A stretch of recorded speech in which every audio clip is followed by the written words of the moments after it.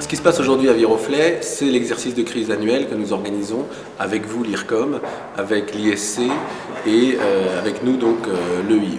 Donc l'idée, c'est de confronter des cellules de communication qui sont toutes employées par différentes entreprises. Et dans le cadre de l'exercice de cette année, vous avez donc 2 entreprises qui ont vocation à se détester et une association humanitaire dont l'objet est d'aider des personnes en difficulté.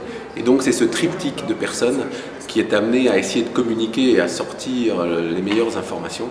Et face à ces 3 entités qui communiquent, vous avez, parce que c'est le concept de nos exercices, des élèves journalistes qui sont là pour faire le tri entre ce qui est un peu vrai, ce qui est un peu faux, ce qui est un peu pas beau, ce qui est un peu beau. Voilà. Mon ressenti, c'est que les équipes de communication travaillent bien, il y a des bons échanges d'informations.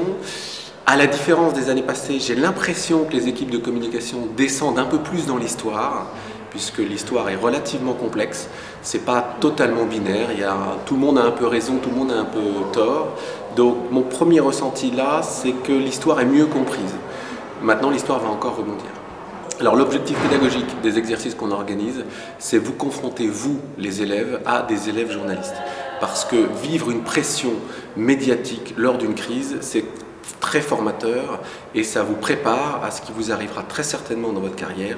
C'est quelle que soit l'entreprise que vous rejoindrez, vous aurez automatiquement à un moment une crise, soit très aiguë, soit mineure, mais de toute façon vous aurez une crise. Et dans la crise, le journaliste, la communication de crise, c'est un des éléments clés. Je pense que c'est un exercice assez enrichissant parce que c'est vrai qu'on découvre tous les domaines de la communication de crise. Après, c'est vrai que ça reste un exercice où il faut vraiment se mettre dedans, se mettre en situation.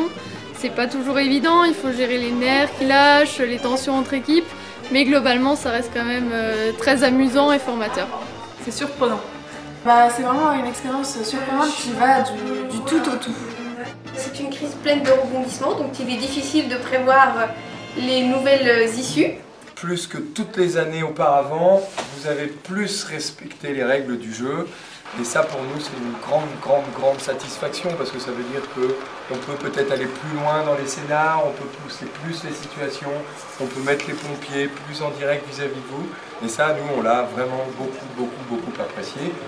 Voilà, ça demande juste de la rigueur et de la patience pour ne pas péter les plombs, quoi.